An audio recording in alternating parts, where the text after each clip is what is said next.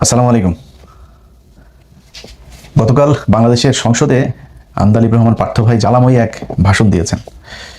ছোটবেলায় বাজারে যেতাম, ওইখানে সাপের ওষুধ বিক্রি করতে আসতো, অনেক কিছু বেচতো, কিমির ওষুধ, সাপের ওষুধ, আরো নানান জিনিসপত্র। তো ওইখানে ওই যে খেলাধুলা দেখাইতো, একটু সাপের খেলা দেখাইতো, একটু গান গাইতো, কমেডি করতো, এগুলো দেখতে মজাই লাগতো। মানুষজন দাঁড়ায় থাকতো, প্রতি হাঁটি 2-4 জনের পকেট মার হইতো।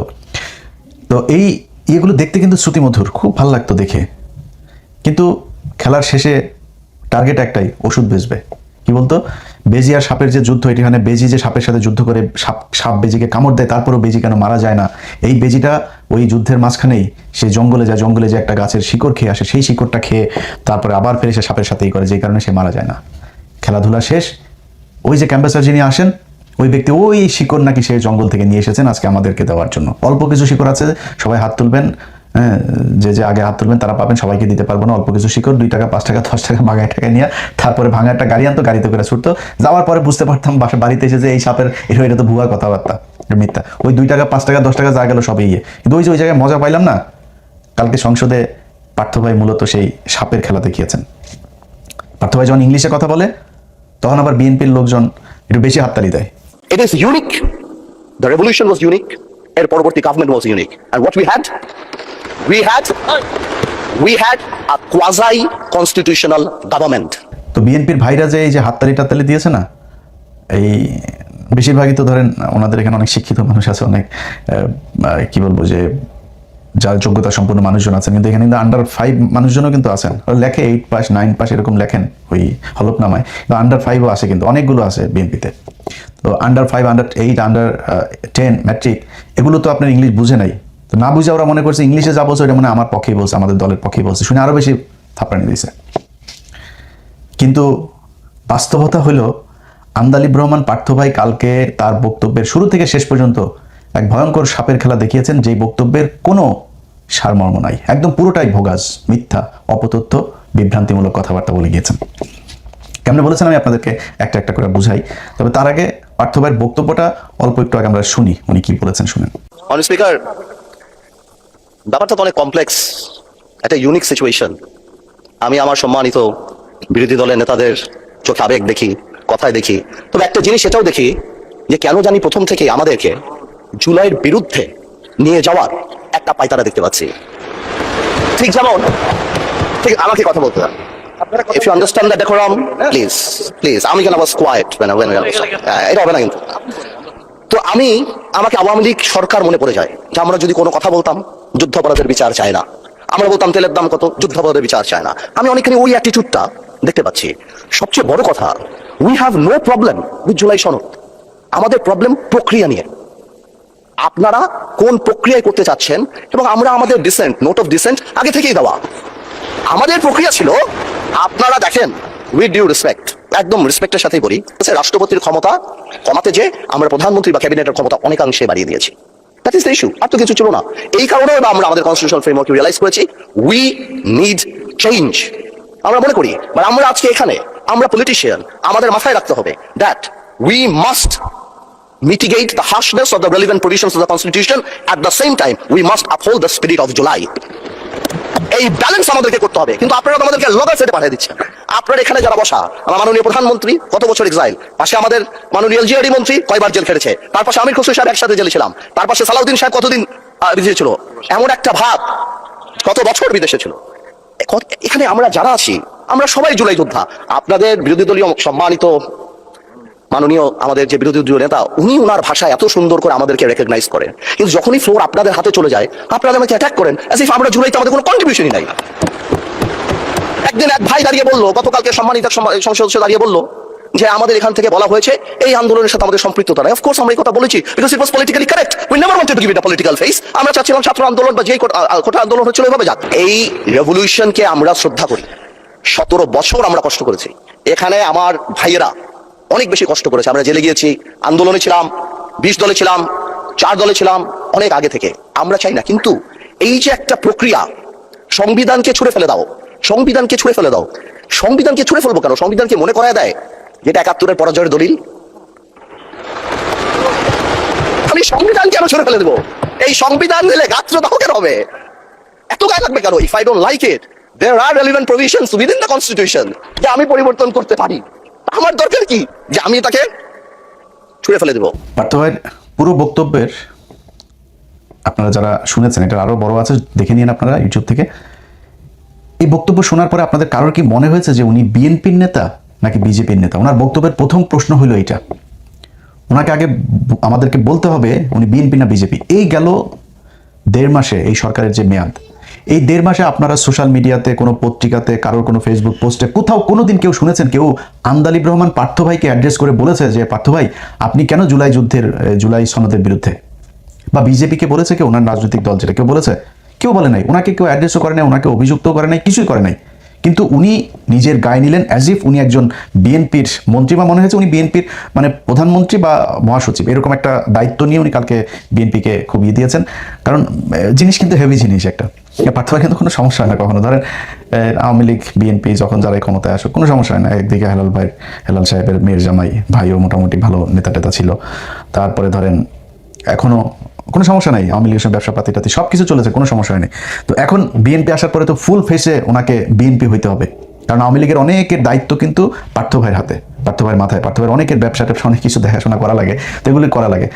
ওনার কালকে যে বক্তব্য দিয়েছেন সেটাতে উনি বুঝিয়ে দিয়েছেন বিজেপি বলে বাংলাদেশে কোনো দল নাই, উনি বিএনপির। তো পার্থ ভাইয়ের আমি বলবো যে পার্থ ভাই আপনি এক কাজ করেন, আপনি আপনার দল অ্যাবলিশ করে দেন, করে আপনি বিএনপিতে করেন, অথবা দলকে এখানে কোয়ালিশন করান, কোলাবোরেট করে, তারপরে বিএনপির সাথে আপনি মানে একটা সমঝোতার ভিত্তিতে একটা রাজনীতি করেন, সরাসরি বিএনপি করেন। আপনার আর বিএনপিরও আপনার মতো লোকের দরকার আছে, কথা বলার, বুঝছেন না, ইংলিশ বাংলা টাংলা মিলায় সুন্দর করে কথা বলার লোক বিএনপিতে নাই। তো বিএনপির এই মুহূর্তে ধরেন আমি ওই যে মজ্জেম হোসেন আলাল ভাইটাই এরকম কিছু লোকজন আছে, এখানেও সংসদেও কিছু লোকজন আছে, বাট বেশিরভাগই মানে একদম উপরের দিকের নেতাদের কারোর কথাই শ্রুতিমধুর না, শুনতে ভালো লাগে না, কেমন যেন মনে হয় আর কি।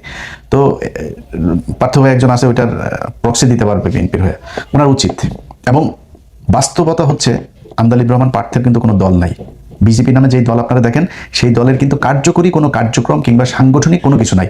ওনার এই দল বাতিল হয়ে যাওয়া উচিত। কারণ হলো ওনার দলের মহাসচিব যিনি আছেন তিনি আমাকে আজ থেকে 2 থেকে 2.5 মাস আগে একটা বক্তব্য দিয়েছিলেন, একটা অডিও এবং ভিডিও। প্রথমে অডিও নিয়েছিলাম, এরপর আবার ভিডিও উনি দিয়েছেন, সব মিলে ঘন্টাখানেকের একটা রেকর্ড আছে। তো পার্থ ভাই যেহেতু আবার ওনারা কিন্তু আমি পুরাপুরি মানে যেই অ্যাঙ্গেলে আওয়ামী লীগকে বলতাম ওইভাবে কিন্তু পার্থ ভাই বিএনপির লোকজনের বলতে পারি না, কারণ ওনাদেরও তো একসময় পছন্দ করি, এখনো পছন্দ করি, একদম করি না তা না। পার্থ ভাইয়ের প্রতি একটু রাগ আছে, উনি প্রথম আলোয় গিয়েছিলেন, বাট অত বেশি রাগ নাই, আবার এরপরে ওনার সাথে কথাবার্তা হয়েছিল। তো উনি মহাসচিব ওনার যে অভিযোগ করেছে সেই অভিযোগ ভয়ঙ্কর অভিযোগ। ওনার দলের মহাসচিব ওনার বাবার সাথে রাজনীতি করেছেন, রাজনীতি করার পরে উনি কিন্তু এই দলের চেয়ারম্যান হইতে পারতেন, কিন্তু ওনার বাবার সন্তান যেহেতু অল্প বয়স, তারপরেও আন্দালিব রহমান পার্থকে উনি চেয়ারম্যান করে দিয়েছেন সম্মান দেখিয়ে। অথচ সেই ব্যক্তিকে এই যে এবার নির্বাচন গেল না, উনি বারবার চেয়েছেন যে উনি মনোনয়ন নেওয়ার জন্য তারেক রহমানের সাথে একটু কথা বলার জন্য। তারেক রহমানের সাথে কথা বলতে দেওয়া হয়নি। ওনার আশপাশে যারা আছেন মহাসচিবকে জিজ্ঞেস করে কাউকে নেয়ও না, কাউকে বাদও দেয় না, সব নাকি আওয়ামী লীগ, ছাত্রলীগ, যুবলীগের লোকজন নিয়ে পার্থ ভাই এখন তার দল বানিয়েছে। আচ্ছা, তারপরে হলো গিয়া উনি আটক হয়েছিলেন না জুলাই আন্দোলনের শেষ দিকে, 5ই আগস্টের ঠিক আগ মুহূর্তে।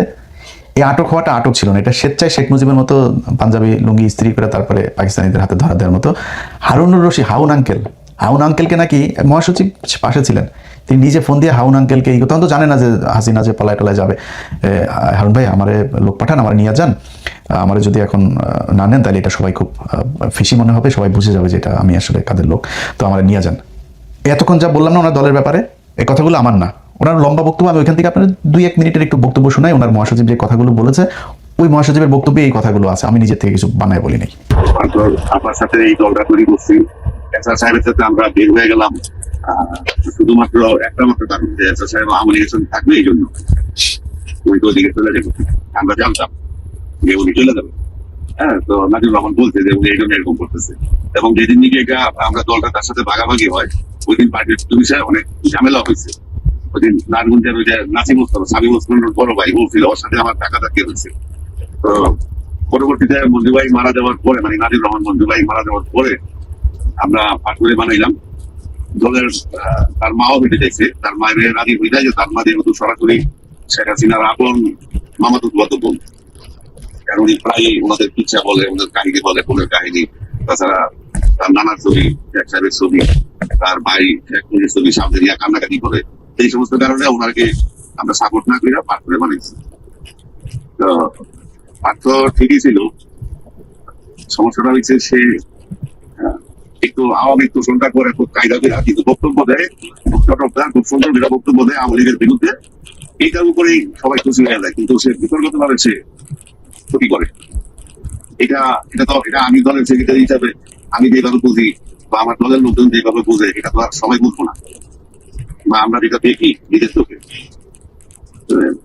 আর আমি বলছি আর কি এইবারও তাই বলছি, তো আমাদের বলতেছে আমার চাচা বলে যে না বাবার সাথে রাজনীতি করছি, চাচা তোমরা যাই বলো আমি কি এখন আত্মীয়তার অস্বীকার করে পারবো না, আমি আওয়ামী লীগের গালিগালাজ করি, আমার রাজনৈতিক নাগরিকতা আমার কোনো থাকবে না, অবস্থান থাকবে। কিন্তু তারা যদি বিপদে পড়ে আমি যদি তাদের সাথে তখন সম্পর্ক নষ্ট করে দিই, এটা তো ধর্মেই তো নিষেধ আছে যে আত্মীয়তার সাথে সম্পর্ক চিন্তা করা যাবে না, আমার দোষ। হ্যাঁ, আর দলের কমিটির ব্যাপারে সে ইদানিং যেহেতু সে আওয়ামী লীগের লোক আর গোলার লোক, এর বাইরে আর কাউরে তেমন করতে চায় না, যার জন্য উনি এককভাবে সই করে। এই হয়েছে আন্দালিব রহমান পার্থ ভাইয়ের রাজনৈতিক অবস্থা আর কি। তো ওনার দল বলে এখন আর কিছু নাই, এই দল দিয়ে যে জীবনে কোনোদিন ক্ষমতায় আসতে পারবে সেটাও না, আবার কারোর সাথে কোয়ালিশন না করলে যে কোথাও এমপি হইতে পারবে ওইটাও আমার মনে হয় না যে কখনো সম্ভব। এই কারণে উনি বিএনপিকে পুরো ওন করে তারপরে বিএনপির হয়ে উনি জামাতের বিরুদ্ধে সর্বোচ্চ ম্যাক্সিমাম অ্যাটাক করেছেন। ম্যাক্সিমাম অ্যাটাকের মানে শেষ মাত্রাটা কোনটা? জামাত ইসলাম নাকি কবে বলেছেন যে সংবিধান ছুঁড়ে ফেলে দেওয়ার কথা, আমি শুনি না জামাত ইসলামের কে এই কথা বলেছেন, ইভেন ওনারা মনে হয় এটা বলেও নাই। যেটা চায় এই সংবিধান আমরা চাই না, এই সংবিধান সংশোধন হোক, রিপ্লেসমেন্ট হোক আর যেটাই হোক, এটা জামাত ইসলাম চায়, আমরা চাই, দেশের মানুষ সবাই চায়, ইভেন বিএনপির মানুষও চায়। এখন উনি বলেন যে যারা এটা ছুঁড়ে ফেলতে চায় তাদের কি মনে হয় ৭১-এর সেই হেরে যাওয়ার সেই দলিল এই কারণে ছুঁড়ে ফেলতে চান? এই যে বক্তব্যটা উনি দিয়েছেন এটা সবচেয়ে একদম এক্সট্রিম লেভেলের একটা অ্যাটাক করেছেন জামাত ইসলামকে, কিন্তু এই অ্যাটাকটা তো উনি জামাত ইসলামকে করেন নাই। আপনারা এই বক্তব্যটা সবাই শুনেছেন খালেদা জিয়ার, যে খালেদা জিয়া বলে গিয়েছিলেন যে যদি ক্ষমতায় আসেন তাহলে তিনি এই সংবিধান ছুঁড়ে ফেলবেন। এই সংবিধান হলো আওয়ামী লীগের ইশতেহার, এই সংবিধানকে সেই দিন জনগণের সরকার আসবে সেই দিন এই সংবিধানকে ছুঁড়ে ফেলে দেওয়া হবে। এই সংবিধান তাইলে এখন বলেন আপনি, আন্দালিব রহমান পার্থ এটা কি খালেদা জিয়াকে বলেছেন না জামাত ইসলামকে বলেছেন? কারণ আওয়ামী লীগ মনে করে খালেদা জিয়া, জিয়াউর রহমান এরা সবাই পাকিস্তানের লোক, পাকিস্তানের এজেন্ট ছিল, রাজাকার ছিল, পাকিস্তানের হয়ে বাংলাদেশের মানুষের বিরুদ্ধে যুদ্ধ করেছে। এটা শেখ হাসিনা বহুবার বলেছে, খালেদা জিয়া হলো প্যারে পাকিস্তান এগুলো বলে কথা বলেছে, এটা আপনারা শুনেছেন অনেকেই। आए मेरे जान प्यारे दमान आंखों की तारा আসমান কি চান মেরে জান পাকিস্তান, এ হলো খালেদা জিয়ার কথা। বিএনপির হৃদয় তো থাকে পাকিস্তান, তাদের মনেই আছে পাকিস্তান, দিল মে হায় প্যারে পাকিস্তান। এইসব কারণেই এই যে পাকিস্তানের পন্থী এগুলো বলার কারণে কিন্তু আজকে পর্যন্ত এই মুক্তিযুদ্ধের বিষয় নিয়ে খালেদা জিয়া এবং হাসিনা এই যে জুলাইয়ের যে আন্দোলন হলো, 15 বছরের যে স্বৈরশাসন, এগুলো সব কিন্তু এই মুক্তিযুদ্ধের এগুলোকে কেন্দ্র করে। এবং আন্দালিব রহমান পার্থ আবারও ফের সেই ৭১ নিয়ে এখানে খোঁচাটা দিলেন। তিনি যেটা করেছেন এটা আমি মনে করি জামাত ইসলামকে এর চাইতে বেশি বড় অ্যাটাক করে কথা বলার, আমি জানি না জামাত ইসলামের কেউ কোনোদিন সংসদে দ্বারা আন্দালিব রহমান পার্থকে বা সরাসরি দেখা হইলেও বলেছে কিনা, কিন্তু আন্দালিব রহমান পার্থকে অ্যাটাকটা করতে হয়েছে কারণ ওনাকে তারেক রহমানের সাথে বিএনপির সাথে এমন খাতের দিতে হবে অ্যাজ ইফ এটা মনে হয় যে আন্দালিব রহমান পার্থ মানে বিএনপির বিশাল বড় একজন শুভাকাঙ্ক্ষী, এই কারণে তারা তেলবাজি করে ওইখানে যাইতে হবে, এই জন্যই সেটা করেছেন। এখন আমার কথা হলো যে যেই সংবিধান নিয়ে আপনি মানে যেই বিষয়টা নিয়ে আলোচনা, যে এই জুলাই সনদ, এটা বিএনপির কেউই চায় না। ওনার বক্তব্যে উনি বলেছেন যে বিএনপিও এটা চায়, তারা জামাত ইসলাম এমনভাবে কথা বলে আমাদেরকে জুলাইয়ের বিপক্ষ প্রতিদ্বন্দ্বী হিসাবে আমাদেরকে দাঁড় করিয়েছে, বা এটা জামাত ইসলাম দাঁড় করায় নাই। আপনি যে বিএনপির হয়ে কথা বলতে চাচ্ছেন, বিএনপি শাস্তে চাচ্ছেন, আপনার সেই বিএনপি এই কাজ করেছে। কি কি করেছে একটা একটা করে বলি। নির্বাচনের আগে ভারতীয় পত্রিকা আনন্দবাজার থেকে শুরু করে NDTV, India today, Indian express, Times, এরা সবাই কি বলেছে যে তারেক রহমান ভারতের সাথে কথা বলে এসেছে এবং তাদেরকে সেই নিশ্চয়তা দিয়ে এসেছে যে তারেক রহমান বাংলাদেশে গেলে হাসিনার রাজনীতি আবার আওয়ামী লীগকে স্বাভাবিক রাজনীতি করতে দিবে, হাসিনার বিরুদ্ধে সব মামলা তুলে নিবে।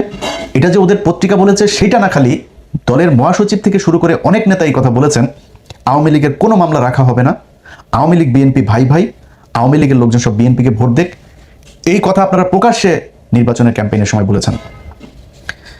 নির্বাচন শেষ হয়েছে, প্রথম বক্তব্য সালাউদ্দিন আহমেদের, আমরা এই সংস্কার গণপরিষদের যেই শপথ এটা আমরা নিব না। হ্যাঁ ভোট না ভোট দিল বাংলাদেশের 80% মানুষ হ্যাঁ পক্ষে ভোট দিল। সালাউদ্দিন সাহেব বলে দিলেন এইটা এই হ্যাভোট না ভোট এগুলি কোনো বিষয়, জুলাই সনদ টনদ এগুলো, কয়েকজন এমপিও বলেছেন এই কথা।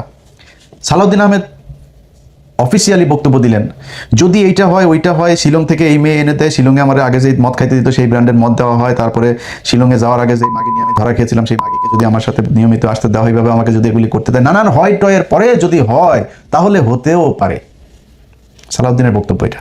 কি বললেন সংবিধান সংস্কার পরিষদ, এটা যদি কনস্টিটিউশনে ধারণ করা হয়, সেই মর্মে অ্যামেন্ডমেন্ট হয় এবং সেই শপথ পরিচালনার জন্য সংবিধানের 3য় তফসিলে ফর্ম হয়, কে শপথ পাঠ করাবেন সেটা নির্ধারিত হয়, এতগুলো হয় এর পরে তারপরে হলে হতে পারে।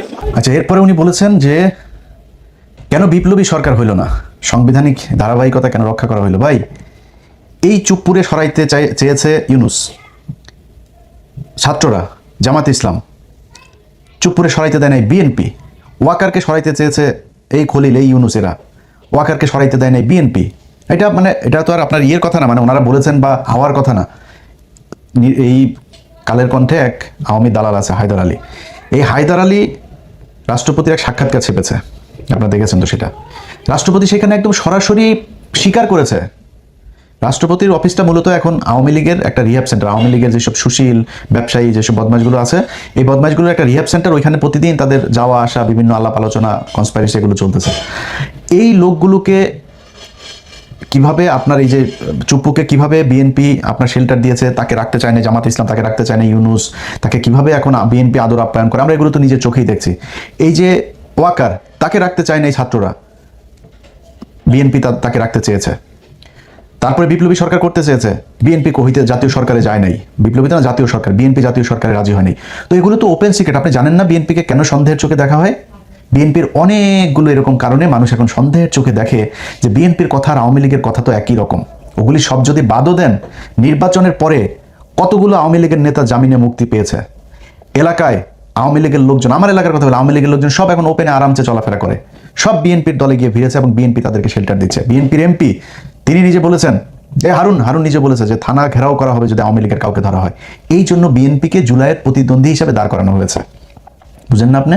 এমনিতেই গাইবি আওয়াজ এসেছে আপনার কাছে আর আপনি শুরু করে দিলেন। মূলত আপনি জানেন, আপনি কিন্তু কথারে মানে টকশো করার জন্য আপনি অনেক এক্সপার্ট, আপনি এই কথার এগেনস্টে কি বলতে হবে সেটা আপনি খুব ভালো করে জানেন, কিন্তু বলেন নাই। না বলে এই যে আজকে টেবিল চাপড়াইছে না বিএনপির অশিক্ষিত কিছু লোকজন, এদের এই চাপড়ানিটা খাওয়ার জন্য আর হলো গিয়া নিজে বিএনপির একটু তেল দিয়ে তারপরে পদধূলি পাওয়ার জন্যই আপনি এগুলো বলেছেন। এটা আমরা বুঝি পার্থ ভাই, আপনি এত অজ্ঞানী বা এত অশিক্ষিত মূর্খ লোক না, আপনি সব বুঝেন, বুঝেই তারপরে এগুলো করেছেন।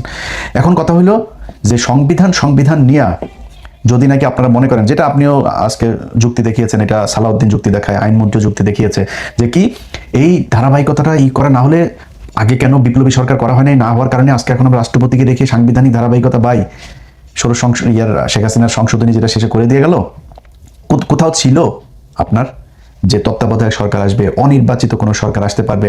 আপনারা এখন বলবেন সালাউদ্দিন এক যুক্তি দেখিয়েছে, প্রধানমন্ত্রী পালিয়ে গিয়েছে, প্রধানমন্ত্রী পদত্যাগ করেছে, এখন আমরা কি করব? প্রধানমন্ত্রী তো বলেছে আমি পদত্যাগ করি নাই, এখন আপনি কই যাবেন? কথার কথা, আমার বিশ্বাস শেখ হাসিনা অধ্যায় বাংলাদেশে শেষ। আওয়ামী লীগ বাংলাদেশে আবার আসবে, হয়তো জাতীয় পার্টি হয়ে তারপরে আসবে। এর বাইরে আর কোনো রাস্তা আমি দেখি না।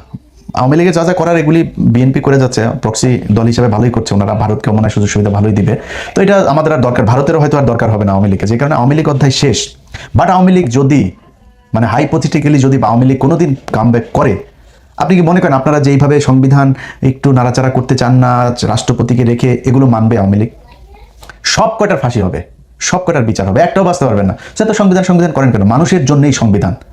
আজকে হ্যাঁ ভোট না ভোটকে আপনি যেভাবে তুচ্ছতাচ্ছিল্য করছেন, যদি এটা আসলে মেনে, তাহলে তো জিয়াউর রহমান অবৈধ শাসক, স্বৈর শাসক। কারণ জিয়াউর রহমান হ্যাঁ ভোট না ভোটের মাধ্যমে ক্ষমতা এসে তো স্বৈর শাসক না, ও তো অবৈধ। এবং শেখ হাসিনা তো এই সংবিধানের মধ্যেই সেটাকে অবৈধ করে দিয়ে গিয়েছে। আপনার সরকার তো অবৈধ, এই জিয়াউর রহমানের সরকারটা। তো আপনি এখন এসে সে জিয়াউর রহমানের মতো করেই একটা গোজামিল দিয়ে তারপরে আপনি সরকার গঠন করে মনে করছেন যে আমরা সাংবিধানিক ধারাবাহিকতায় সরকার হয়ে গিয়েছে, এটা মনে করার কোনো কারণ নেই ভাই। জিয়াউর রহমান, আমি ওনারে পছন্দ করি, অনেক ভালো গুণ ছিল ওনার, কিন্তু ওনার জীবনে এই যে মেজর ডালিম সহ কর্নেল হুদা, তারপরে কর্নেল রশিদ, তারপরে আরও যাদেরকে লেফটেন্যান্ট কর্নেল রাশেদ, ওনাদেরকে যে দেশ থেকে বের করেছে না, বের করে যে চোর বাটপারে নিয়ে তারপরে পাশে রেখেছিল, ধান্দাবাজ, তারপরে তেলবাজ, সেগুলি কিন্তু তাকে, এই মঞ্জু টঞ্জু এরাই কিন্তু তাকে মেরেছে, এই এরশাদরাই তাকে মেরেছে। অথচ তিনি ডালিমদেরকে বের করে দিলেন। যে কর্নেল তাহের সে জিয়াউর রহমানকে চিঠি পাঠায় তারপরে কর্নেল তাহের তাকে বার করলেন সিপাহী জনতার বিপ্লব দিয়া, সেই কর্নেল তাহেরকে জিয়াউর রহমান ফাঁসি দিয়েছে।